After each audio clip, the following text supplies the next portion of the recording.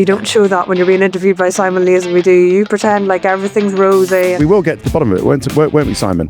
What pressure was put to bear by Red Bull onto the FIA? We just got a message here from New South Wales Police. There's a strange man loitering around the Opera House. If you see him in the area, would you please arrest him?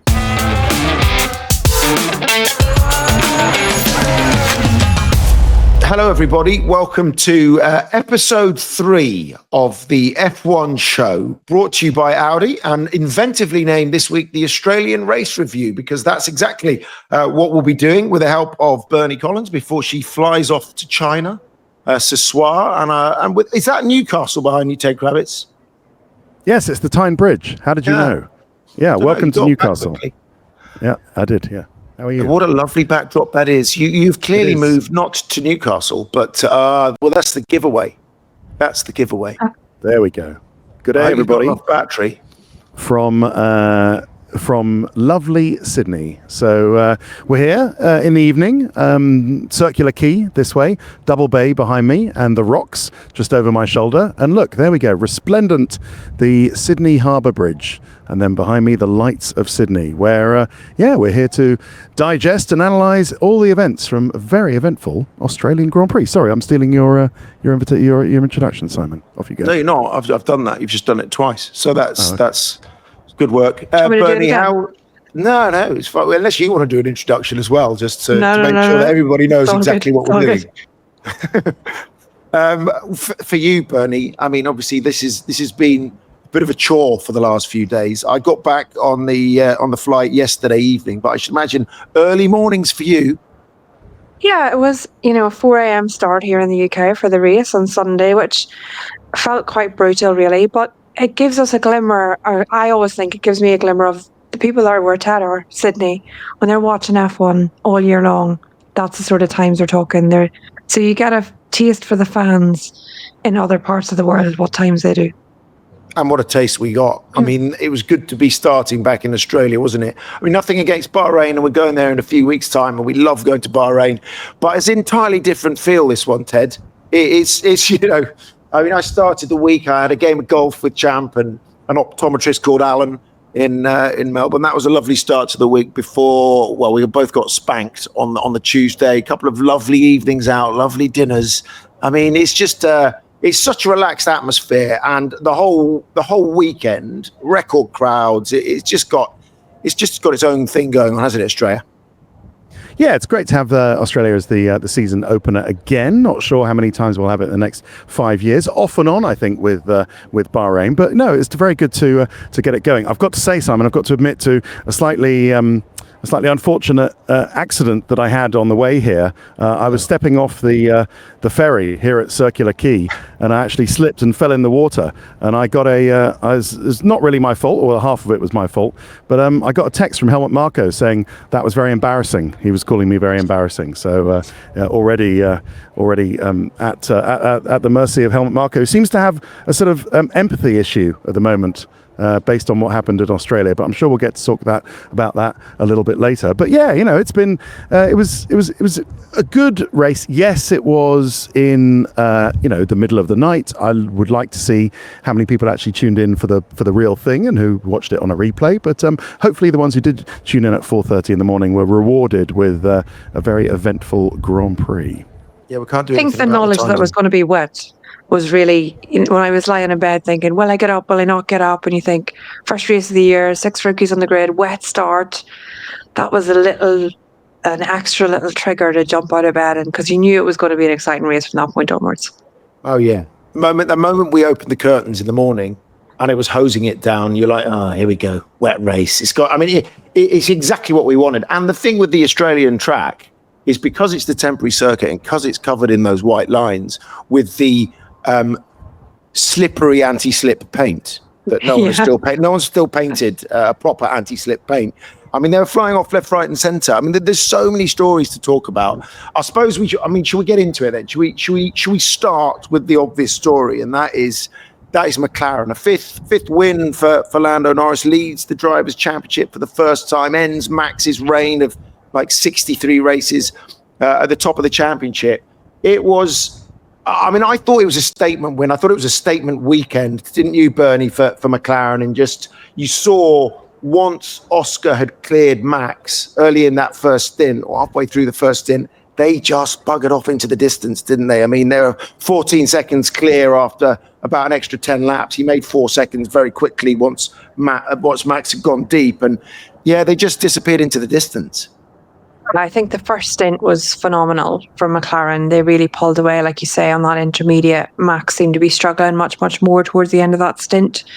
The safety car, when everyone switched to dries, really brought them all back together, and then it was much closer for the second half of the race. You know, Lando wasn't fit to pull the same gap on Max in that second intermediate stint. So something interesting going on there in terms of just how he was fit to pull away. Maybe Max had learnt a little bit from the intermediate in the first stint, but very impressive for McLaren to get pole position, to have won the race, to be in very strong position all weekend.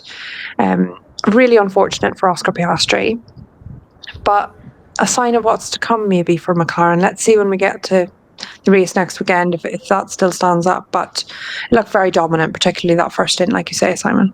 Yeah, he controlled the restarts, didn't he, Ted? I mean, even when he had a bit of floor damage, he on performance alone, George Russell said it after the race. He was like, they were in a different league. And I just wonder if that's going to be the story the early part of this season. And also how much of it was the old tyre whispering of these cars. You know, we sort of forget over the winter, who's got a good aero platform, who's got a good engine, who's got good drivers, all of that.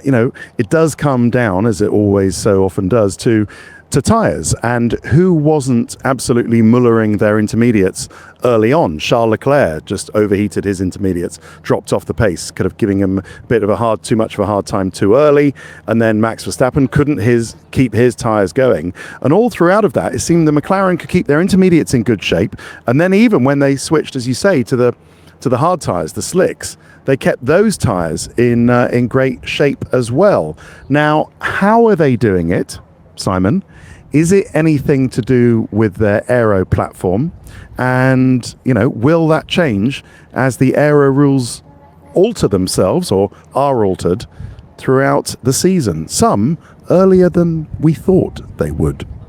Is that leading you on to something? Well, it is. I mean, they're making some changes, aren't they? So they're going to reduce that slot gap. You're not going to be able to... The Chinese Grand Prix in a few days' time.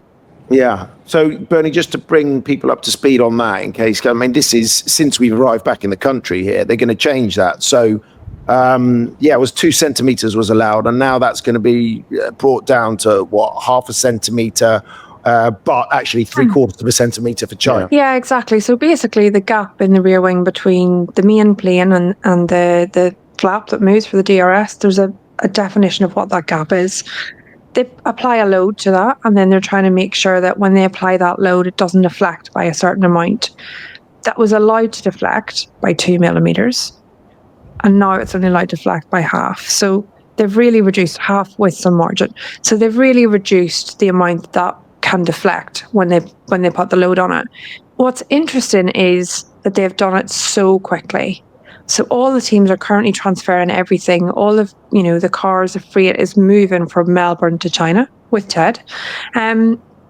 So how it's going to be any team that would have failed that last week is going to have a big turnaround to pass this week, which makes me wonder if they think the teams would pass with the current wing setup. I don't know what Ted's thoughts are.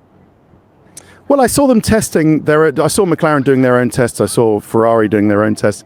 You could barely see some sponsors' logos for all the sort of contact point stickers that were on various bits of wings throughout the teams, all of the teams throughout the weekend, as they had these FIA high definition cameras pointed to every bits of the wings. So the teams will know very well. The only question for me, Bernie, is clearly this is 1 or 2 or 3 teams agitating towards the teams that they think are in a sort of grey area of this. And the only thing that's in the back of my head is how much buy-in the teams would have to have who think they're going to be in trouble to say to the FIA, look, this is completely impossible. You can't expect us in a back-to-back to build entirely new wings. Now, if that is the case, then I think it will be a big ask. But something in the back of my mind tells me that I think the likes of, well, I'm not even going to name them, the teams who are stretching the limits with aero flexibility would have had to say, yes, okay, bring in your new rules if that's what you want to do, knowing that they would have been able to pass them. And they would have had that data from Australia. You have to have an element of buy-in, don't you, Bernie, from the affected teams, whatever the particular bit of FIA technical farrago is all about. You've got to have a buy-in from the affected teams. You can't just have the FIA, because otherwise you might have 3 teams who just can't compete in China, and no one wants that. I think teams will know that they're fit to pass it. Maybe they need to change spec to a non-preferred spec, but in a week, less than a week, because you've got to ship it to China, you're not making a new wing that passes. You just can't make it and get it there in time. So I think that teams will have at least a specification that can pass.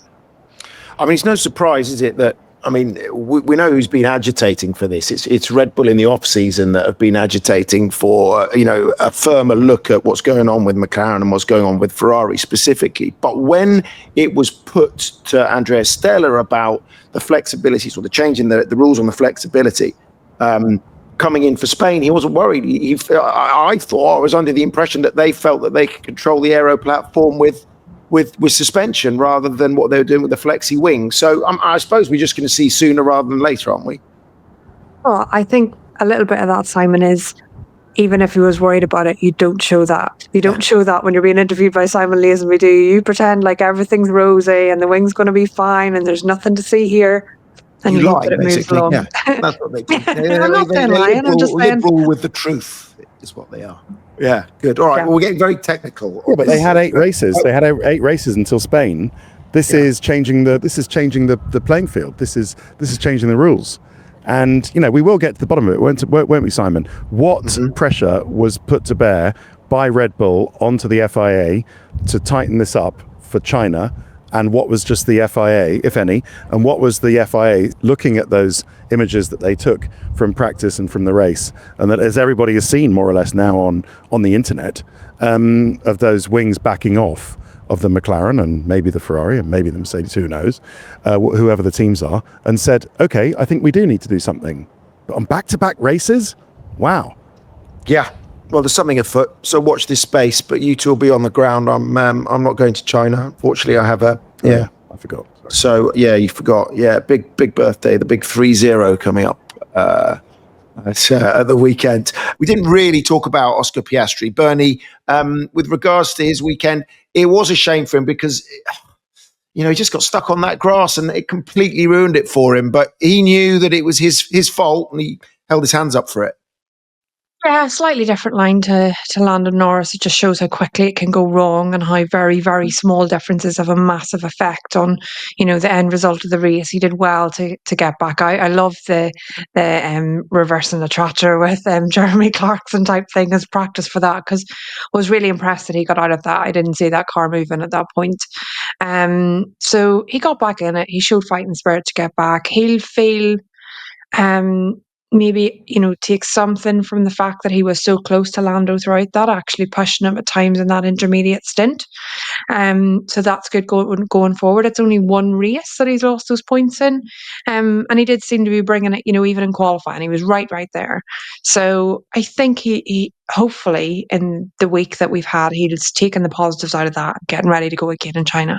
Yeah, I mean, aside from McLaren, I think you covered it off in the notebook, Ted, but also in main press as well. I think very close second to Lando, if not on a par with him, was Kimi Antonelli. That was just one of the most exciting drives I've seen from anyone coming in. And when we spent some time with him, there's this confidence to him, but there's this exuberance of youth, and he's the kind of driver that he just lit it up, didn't he? And that drive from 16th to, in the end, 4th, because that penalty got rescinded, didn't it, for the unsafe release. What a debut. Yeah, it was great. He's got this fantastic style, and I'm just glad that, he didn't throw it off the road too many times. And the sad thing about Oscar Piastri is that I don't know. Was it not for that one moment he would have been on the podium? That would have been the first time Australian has been on the podium of a Formula One Grand Prix, even though I know they've been on for non-championship races. But also, how much of it was to do with that McLaren order at the time when Oscar was clearly faster than Lando, although we don't know how much Lando was saving the car and saving the tyres and driving defensively, when McLaren said, no overtaking. And only later, when Oscar wasn't in the position to overtake, were they able to say, okay, you can race him now. And I'm just wondering, in a kind of alternative, these kind of you can never know what would happen had something happened, sliding doors moment. Had Oscar overtaken Lando, would he have hit that pocket of rain earlier when Lando hit it? I know they're only separated by a few meters, but might it have been different? Might he have not gone off? Might he have not been beached? It's so difficult to know. So that's what's particularly sad about the way Oscar's race finished, is that we just don't know whether it was always going to end up like that because he hit that bit of rain and just didn't manage to keep it on the track the way Lando did, or whether had he been able to race early on, it might have been different. But yeah, Kimi Antonelli, great stuff, and very glad he got that place back after what was a bit of a strange decision from the FIA if they didn't have all the cameras available. Yeah, I mean, look, there was some undoubted highlights about Antonelli in that. I mean, the move that he did, turn 9 around the outside on Alex Albon. We got some indications of just how good he was going to be in F2. I think he pulled a move going through Eau Rouge last year in the wet on Franco Colapinto in the F2. He'd also, we understand, done a huge amount of testing in the Mercedes car with the TPC, the testing the previous cars. I think it was the 21 and the 22 Mercedes. And when it was just that his little face lit up, I can't remember who it was speaking to prior to the race. He's like, this is going to be fun. This is going to be fun. He wasn't scared of it. He was out there, and of all the rookies, he didn't seem to intimidate him at all. But, he gave an impressive performance to have that drive, to finish right behind George, in his first race. That's what you want. You want the driver he picked it up slowly during the weekend. He didn't bin it in any of the practice sessions. And that's what we were worried about. We knew he was going to be fast, or at least we were told he was going to be very fast. The worry was always that he wasn't going to keep it on the road. And such an impressive debut for him in those conditions, very, very tricky. And as much as he's done the testing in the previous car, that is not on the right tyres. That won't be in the same indoor or wet conditions. So this will have been quite a big step up and challenge for all of the rookies. And, we even heard, I'm sure you'll come on to it, we even heard Lewis mention, post-qualifying, he'd not done any wet running in that far. A lot of people hadn't driven these indoor wet tyres in the car that they were currently in, Carlos Sainz as well. So big learning curve for a lot of drivers out there, and Kimi came out on top of that, I think. Yeah, George was, it was just a very smooth weekend for him, wasn't it? He kind of just kept himself out of trouble. He didn't think that he'd got the pace of either the McLarens or of Max Verstappen, and just kind of ran his own race and stayed out of trouble. That was, those that did best pitted at the right time late on, didn't they? That was the thing. It was key to get pitted at the right time. Mercedes didn't make any mistakes there. But also, he just knows what he's doing. He's sometimes, I think, a little bit underrated. I don't know what you think, Ted, but very solid display by him. Yeah, I'm not sure whether he's underrated or not. I mean, he sort of was third, stayed third, finished third, didn't make any mistakes. Mercedes got their pit stop times pretty much spot on. The change to slicks was right. The change on the mythical lap 44, which I'm sure you're going to come on to, Simon. Ferrari didn't see that as some kind of portent that they should pit on lap 44, but they got that right. Double stacked. Kimi and George helped that they were separated a bit, and yeah, George came through a very solid podium. But do we think George is going to be in with the championship with a chance? I mean, if you score a podium in every race, as it looked like Mercedes were sort of quite comfortable in doing, then that automatically puts you in some kind of championship contention. All right, it depends if Lando wins every other race, but that doesn't normally happen. You get the same winner for all of them, with the exception, of course, of Red Bull Racing in 2023. But still, if George is on the podium every race, then he could be a championship contender, drivers' championship, definitely. Well, on the subject of Ferrari, you kind of brought us onto it, right? Every time since Fred has arrived, it's been a case of like, right, said Fred, but it was wrong, said Fred, or it was wrong, said Ferrari this weekend. What was it, Bernie? Was it a combination of, just they gambled on the strategy, or they got the strategy wrong? Was the setup wrong? What was it that meant that we got Charles Leclerc finishing in 8th and Lewis Hamilton in 10th? Because I think both of them think, that wasn't the true pace of the car this weekend. Yeah, and I think both of them will look at the race, the whole team will look at the race and see what was left on the table. And there was a lot left on the table, I think. Pick up on Ted's point. Russell's probably in the third fastest car if we say that McLaren and Red Bull are faster, and Piastri should have beaten him without the off that he had. Ferrari's really interesting. If, all the talk is they put a wet setup on the car. Well, it was wet on Sunday, so the setup should have been right, unless something went badly wrong with the setup they chose. For me, and I can see how it happens, on the pit wall, you've just got on to dry tyres. The dry tyre decision was forced for most people because we had the safety car for Alonso. So most people chose to change to dry tyres on the same lap. So that was done. All they were deciding was between a medium and a hard. And I think, there's questions there about why people chose the hard. It didn't seem like the logical choice, but we didn't really get to see it play out. Then there was the switch from dry back to inter. Now everyone's looking at the radar and seeing this small patch of rain, maybe 1 or 2 laps, but thinking this rain's coming, it's only going to be 1 or 2 laps. And I can see how people get their heads into, it's just 1 or 2 laps, then it's going to be dry. But what people had forgotten was that it had just taken 30 laps for the track to dry. So even if it was a small amount of rain, yes, it might not be physically raining after 1 or 2 laps, but the track was going to have to go through that drying process as well. And that's what went wrong. People had thought, we're just on these dry tyres, we'll survive 1 or 2 laps. And if it was just 1 or 2 laps and then the track went back to dry, that would have been fine. But the track was never going to dry that quickly. At the track temperatures we were at, we'd just seen that for 30 laps. And I think the 2 bits of stuff I picked up post-race that I thought was very interesting was, at the time, George Russell was one of the only drivers that I heard from Mercedes pit wall that they said, we are definitely going to have to go to Inter at some point. So we're not deciding if it's an Inter or not. It's definitely an Inter. It's just the right lap. And I didn't hear that communication from many others. Even Red Bull got it wrong, I think, in saying we're going to stay out. They kept Lawson out because he didn't argue it. But Verstappen was strong enough to say that, we're boxing. So other teams got it wrong as well as Ferrari. It's just that Ferrari followed through on it with both drivers, which is why they ended up in the position they were in. But that was one from George. And the other one, which I thought was very interesting, was James Vowles post-race said that Carlos Sainz in the garage was very strong at saying you need to switch to Inters. Because he's looking at the big picture. He's been in the car. He's been a driver. He's going, this is not drying. And often we get very caught up in the numbers of saying it's 1 or 2 laps of Inter. Can you survive? That's better than doing a pit stop.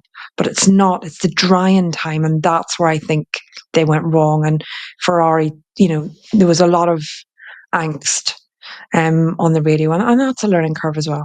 Okay, on the subject then of those in with a shout at the championship, obviously Max is looking to become only the second driver to win 5 titles in a row. Once again, it was a Max-like display, outperforming a car that was, some way off the McLaren and just doing what he needed to do to stay in touch, and then pressuring him late when Lando made a little mistake late on. He got within DRS range, and if Lando had made any further mistakes, you could see him taking that one. It was just yet again masterful drive, wasn't it, Ted?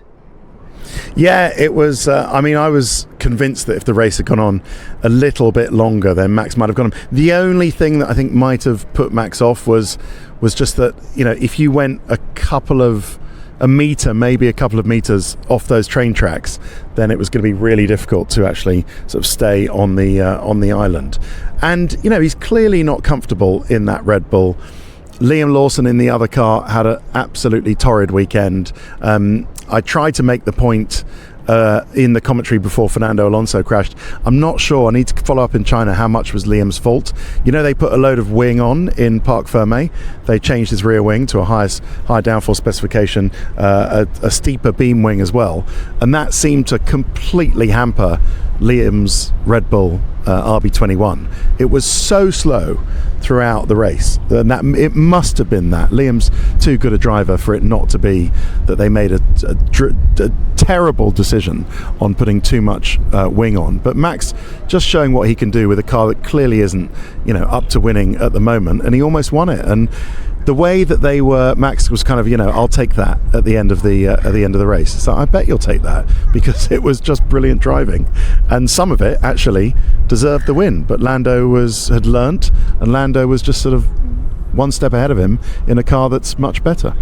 And Bernie, on the subject of the rookies, so if we are considering that Liam is a rookie, we said there was 6. Some people were saying it was only 5 rookies, but we were saying it's 6. 3 DNFs, 1 DNS.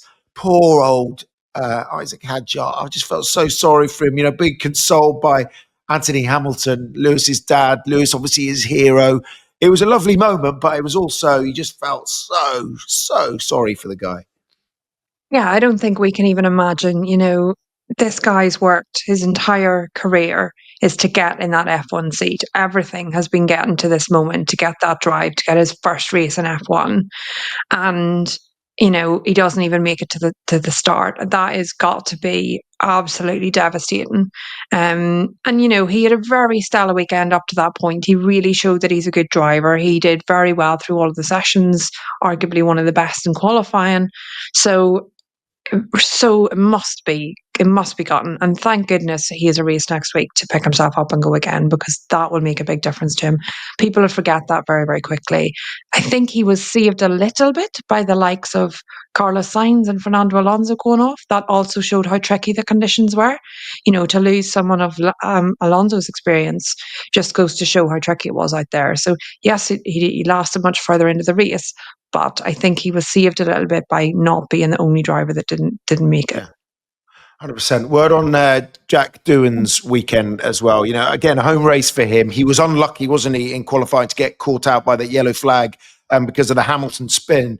And then, one of those that just, got caught out by the conditions, didn't he? But overall, he was on the pace of Gasly, wasn't he, Ted, for most of the weekend. So I don't know what he'll have to take the positives, but he can feel the pressure of all those thousands of Alpine reserve drivers breathing down his neck, as the guys were saying. Yeah, he will. It's really unfortunate. Both Hadjar and Doohan have hard taskmaster bosses. In Helmut Marko, who called Hadjar's emotional reaction to going out embarrassing. That's embarrassing for him. And Flavio's reaction, which we don't know, but I can't imagine not scoring any points with Pierre Gasly, was particularly unfortunate, seeing as Gasly was running in the points for most of the race, but they got a call a lap late and then Gasly dropped down. And for Doohan to crash out, that's only going to harden Flavio's reaction towards his attitude towards Jack Doohan. And that's the problem when you have these two really hard taskmasters, old school Formula One hard men in Helmut Marko and Flavio Briatore. If you're Isaac Hadjar and Jack Doohan respectively, it's going to mean tough times for you ahead. Quick word on our show partner Audi. The philosophy of Audi Sport isn't just about winning races, it's about pushing boundaries. Everything learnt on the track goes straight into Audi's road cars, making them just as thrilling as they are refined. Take the Audi RS range, serious performance, but with a level of sophistication and refinement that doesn't need to be loud to make a statement. It's that perfect blend of power and precision wrapped in quiet luxury. Whether it's their powerful style or the RS Sports suspension with Quattro all-wheel drive for razor-sharp handling, Audi is constantly redefining the future of performance. Book a test drive today to experience the Audi RS range for yourself. Right, let's bring in some fresh meat. 2 new guests for the new season. I'm delighted to be joined by Big Lukey Rocker and by Tim McDonald, also known as the reserve drivers. Many of you will love their work. They're also friends of the show. Good evening, good afternoon to you both. As a couple of Australians, how was it for you? Thank you very much for having us, guys. We really appreciate it. We didn't know that the F1 cost cap extended to podcast guests, but we're here. Do you have to run a number of rookies throughout the season? Is that why we're here? Did someone pull out? What's going on? That's it. Yeah. I mean, we were looking for high quality guests to join us up front. So yeah, and we got you two. So it's great. Well, that's the best introduction I've ever had. Big Lukey. I'll take that every day of the week. Just before we go any further, we just got a message here from New South Wales Police. There's a strange man loitering around the Opera House. If you see him in the area, would you please arrest him? I'm being attacked by seagulls. Were there chippy chasers around here?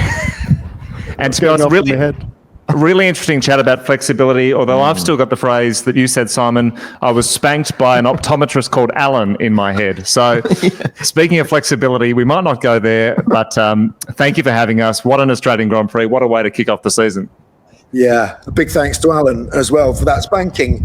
We saw you, as I said, you guys did a live show, didn't you, down there as well? A bit prior to the Grand Prix in a pub somewhere in Melbourne. We couldn't make it along, unfortunately, but how did that go? We were there at the Corner Hotel in Melbourne, iconic venue. You don't need to plug it anymore. It's already happened, but that's all right. We had 180 fans. It was fantastic. And then afterwards, people told us that Lance Stroll was having dinner in the restaurant above us. Sadly, he didn't pop down. But gee, he was genuinely impressive on the weekend. He gave a great race. And what an Australian Grand Prix. We really enjoyed the first 44 laps. They were fantastic. And then Oscar went off and... We did shed a tear or two. I'll admit it. They were class 3 tears. They were really heavy tears. Class 3 tears, and I won't tell you what Dr. Helmut Marko described me as. That would get me into trouble. Thankfully, Lewis Hamilton's dad was there to give us a cuddle, and we feel a lot better now. But it was a great way to start the season. When did you press your K1 button? At what point was that available to be pressed? Or did you just not want to press it? In the Italian alphabet, as it were, there is no actual K. So I don't know what's happening down in Ferrari. It's usually the CH makes the K sound. Didn't think I'd be doing phonetics on the F1 show, but here we are. You are Italian, Luke, and you might understand why there's a bit of a breakdown in communication with Lewis's engineers. Lewis is learning the hard way. As an Italian, it's very hard to communicate without your hands. Exactly. That's what I've been saying. Well, unfortunately, I wasn't in Australia, which is very disappointing. But the fans always bring a lot to that show. They're always lining up on the way in. Was that dampened a little bit on Sunday with the wet weather, or was there still that same expectation from the fans out there? No, it was fantastic. It was a record crowd for another year in a row, 465,000. And that's just the Alpine reserve drivers. Once the actual fans came in as well, it was absolutely packed. Of that 465,000, I can confirm there was at least one Kick Sauber steak fan. Is that right?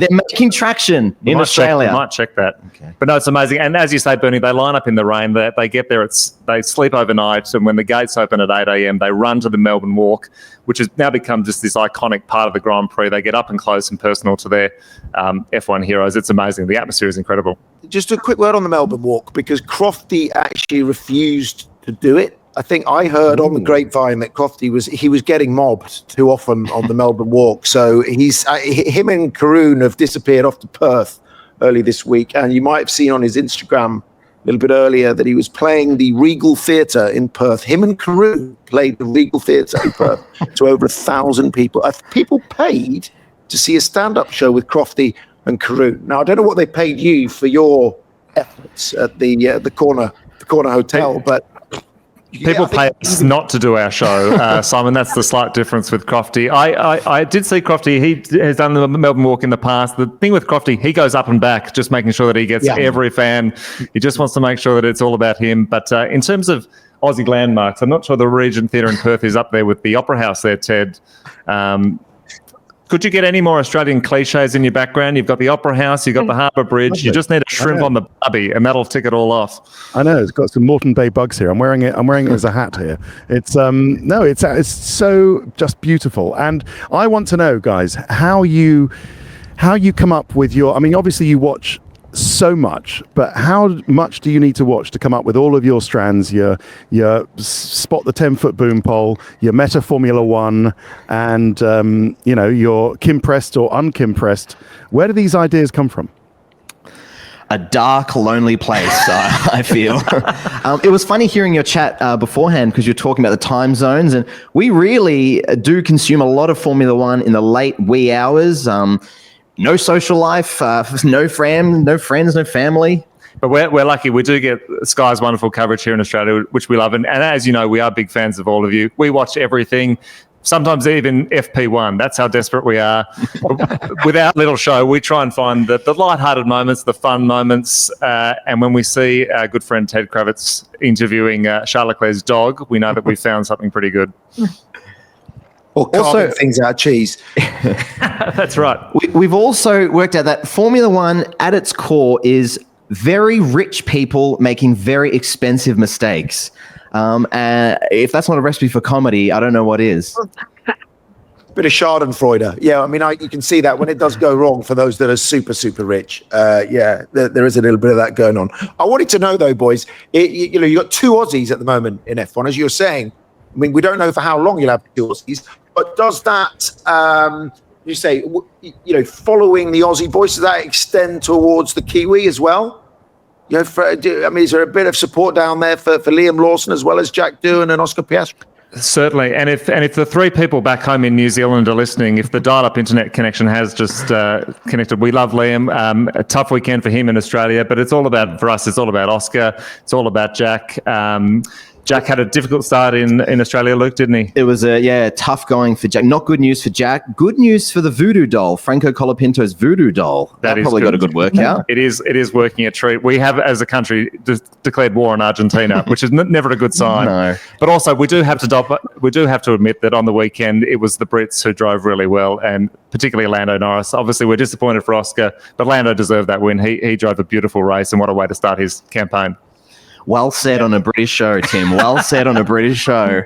We are massive fans of Sky Sports, and please give our love to Crofty and Brundle. The reason why I like Big Lukey so much is the first time I met Crofty, was lucky to meet him at one of the Grand Prix. An idol, the voice of Formula One, one of the best. And lucky not to have to pay him to meet him, which I know is how he usually goes about it. I extended my hand warmly, ready to meet my hero. And he saw Tim. He knew Tim from the TV. He turned to me and he said, "Oh, hi, Muppet." Wasn't exactly what I was hoping for, but so Big Luke is an improvement. But speaking of interactions with the Sky team, and Ted, you will appreciate this. We've got a lot of F1 memorabilia over the years in our involvement, but our most prized possession is this.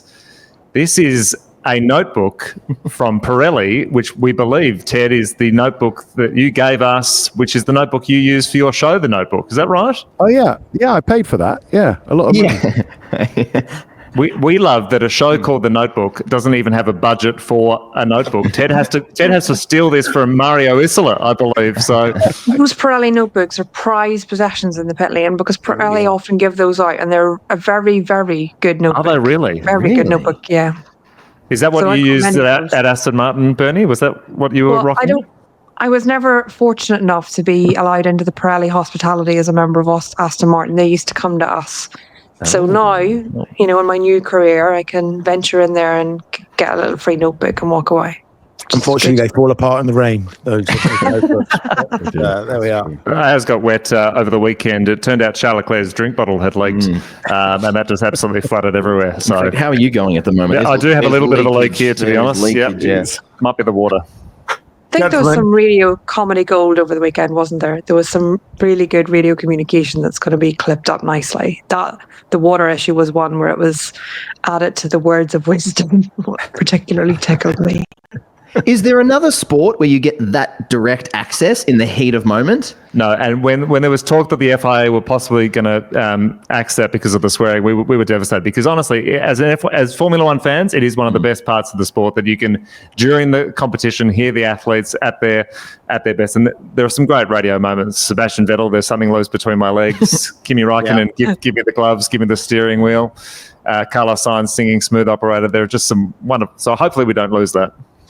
No, hopefully, actually, it was water in Charles's seat. I mean, we have to take his word for it. He might have just been getting the excuses in early because he wouldn't be the first and he certainly won't be the last, if you know what I mean, lads. Thank you, gentlemen. We massively appreciate it. Can I, before you go, get your tip for who's going to win it this year, please?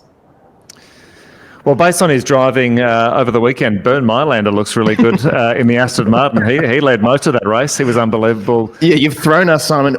One thing about our show, we're not big on the stats. We're not big on the opposite, the insights. If you like terrible puns, bad jokes, and footage and audio of Ted Kravitz ordering fruit in Brazil, or Simon Lazenby dressed in lederhosen, the Reserve Drivers is your home. But for actual predictions, the F1 show on Sky Sports, that's the place to be, guys. Thank you very much for having us. If we're your first guest, we have serious concerns.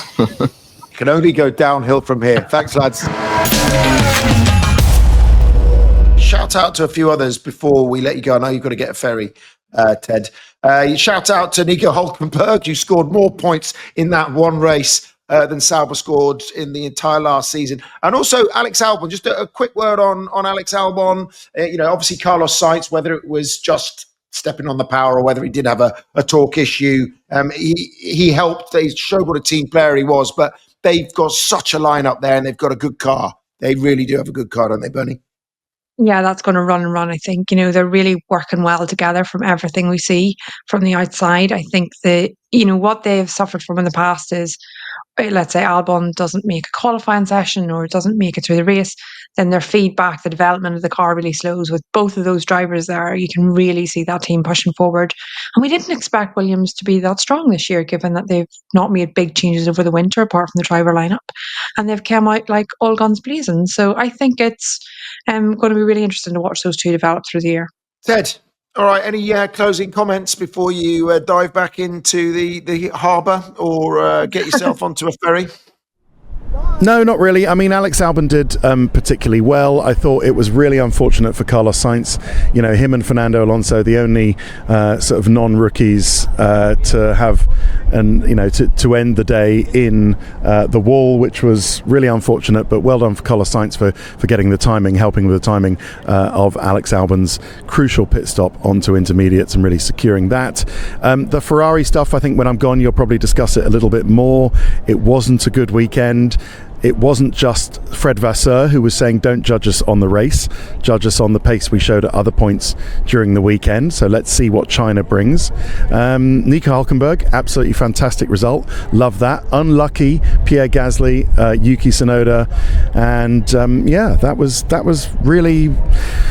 The good stuff from the race was that we saw that Lando and McLaren have learnt from some of the races where, had they been presented with those kind of issues in previous races, Canada, maybe Silverstone in the rain last year, they didn't get it right, but they've learnt and they have got it right. 25 points, 18 for Max Verstappen, so the championship's really still very much wide open, and it's probably going to be a three-way fight, maybe a four-way fight with George in there, and we're yet to see what Ferrari can do in China. But I'm just minded to think about how red is a lucky colour in China, and maybe if we can do some sort of cultural references to the number 8. Not that that's 4 plus 4 is 8, isn't it? 8 is a lucky number, and red is a lucky colour. So maybe that'll be better for Hamilton and Ferrari in China. We'll see. All right, buddy. We'll let you go. There you go. Looks it's dark down there. I've got my bag of stuff here, and I just left it alone. But happily, everyone's free. They haven't stolen it, so that's good. All right. Goodbye from Sydney. I'll see you in China. And as if by magic, there he goes, disappearing off into the Australian evening. You're wishing well. We'll see Ted in China. Bernie, let's just finish things off, though. Actually, we haven't discussed your old team, Aston Martin, and Lance Stroll. Again, got the timing right for the pit stop. Another one from lap 44. But, he's good in the wet, and we know that with Lance. So what did you make of his opening round? I think a stronger weekend for Aston Martin than we expected post-testing, for sure. Even qualifying was stronger. But yeah, in the race, just keeping the decisions straightforward, not taking any risks, getting some good points on the board. I think, those points will be really beneficial as we get into the next few rounds. So nice clean weekend for them was good. Nice team weekend. When we heard from Andy Cowell, actually, in I think it was the first practice session. After that, we spoke to him. We talked about Adrian, obviously, what he's a couple of weeks into the new job now. What have you heard from some of your old colleagues about whether he's going to be able to provide the overall picture on 2025, or he's just going to be focused on 2026? Because I'm fascinated to see what he can add to this car as well as next year's. Yeah, I've not actually heard anything, but what I expect is they've got to figure out why their upgrades last year weren't working, and that's the first thing they need to work on. So they need to start to put some things on the car, make sure their aero tools are working correctly.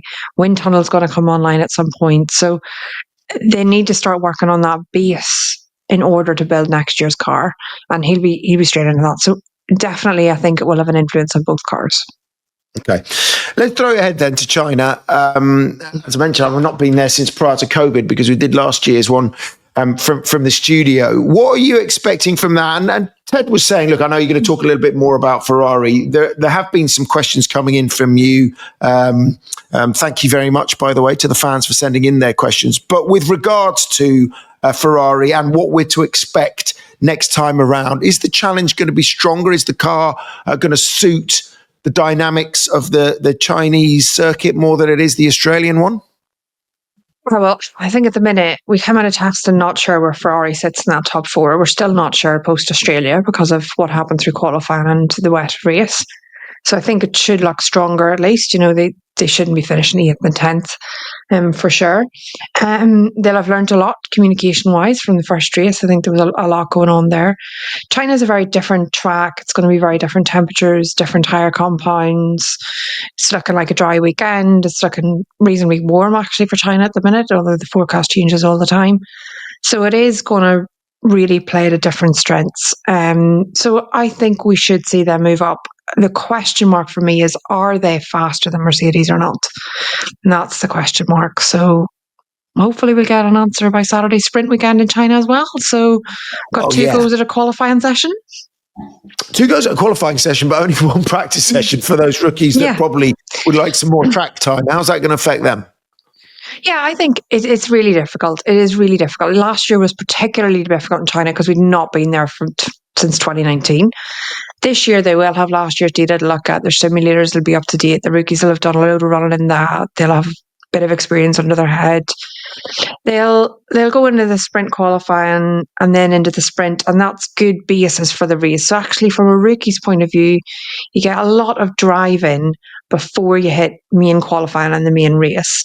There'll be less engineers playing with different tests or setups or any of these things that happen in a normal race weekend. So yes, you're straight into a competitive session, which is difficult, but you should have more track time by the time you get to qualifying on Saturday afternoon and the race on Sunday morning. Okay. Well, let's see what happens on that one. We did promise that we were going to do a few fans' questions, and thanks again for sending them in, as I just mentioned there. Right, come on then, Bernie. From Steve.wilco.88, right? It was clear that Tsunoda was ready for Red Bull, and this weekend proved it. What do they see in Liam Lawson over him? Yeah, it's difficult, isn't it? Because we obviously see the lap times on track. We see the race performance. We see some radio communication. Tsunoda's definitely improved at his calmness, let's say. So from the outside, I agree with what he's saying, but we don't see what's going on in the engineering debriefs, what they're feeding back, how they're working with the team. I don't see anything that suggests Tsunoda shouldn't get the drive. So it is an unusual decision from Red Bull's side at this stage to stick to it. But the year is far from done. So let's see how it progresses.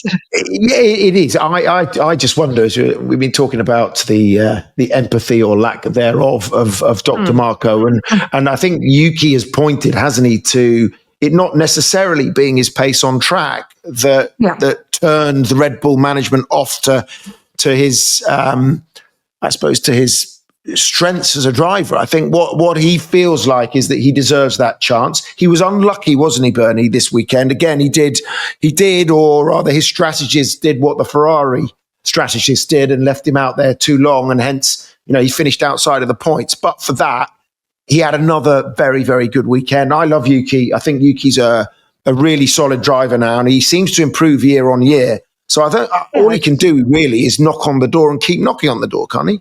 Yeah, he's got to keep just putting the performance in. And he's doing that. His qualifying was very, very impressive.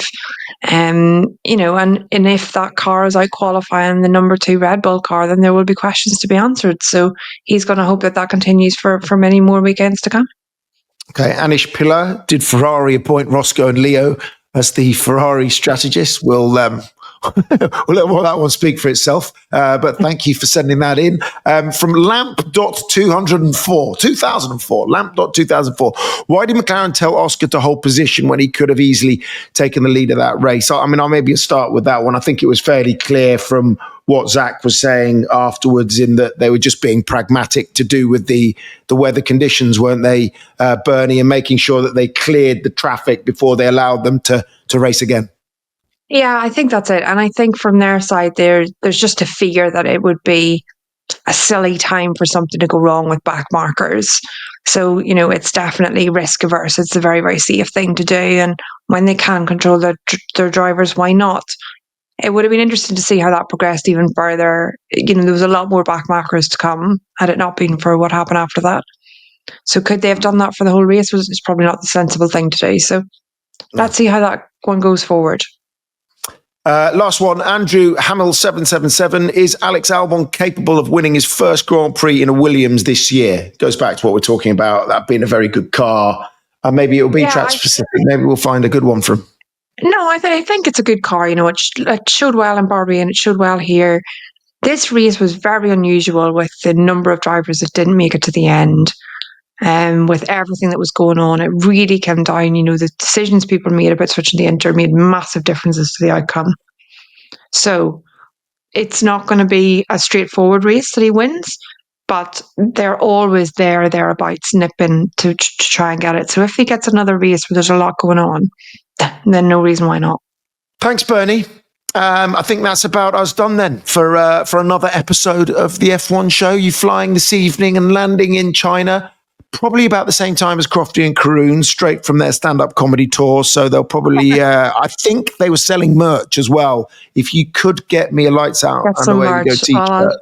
I'll try and have some sort of branded t-shirt to greet them at the airport. But yes, flying tonight, overnight flight, getting to China Wednesday night. I don't think my getting ready for the jet lag has gone as well as I would have liked at this stage. So let's see how on form I am on Thursday.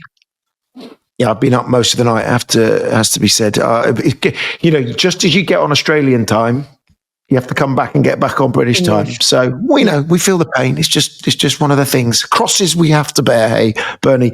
We will see you back here on the F1 show 25th of March following China to review that and have a look ahead to the triple header. But as far as China is concerned, the race weekend starts live on Sky Sports 3 a.m. It's another early one for you for first practice on Thursday, and the race day on Sunday. Coverage starts at 5:30. Enjoy the weekend from us all here.